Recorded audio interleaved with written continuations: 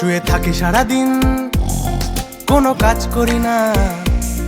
কাজ যেরকমই হোক আমি বলি পারি না। আমি রাজা ছিলাম আগে, আমার খুবই ল্যাদ লাগে। আমি খেতে ভালোবাসি, ফ্যানটা চালিয়ে দাও না মাসি।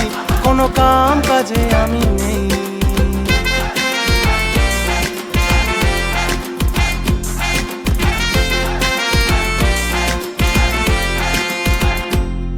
মোবাইল ঘাটি সারাদিন, পড়াশোনা করি না।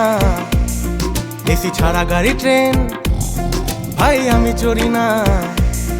আমার স্বভাব খুবই বাজে, লোকে দাঁত কেন মাজে।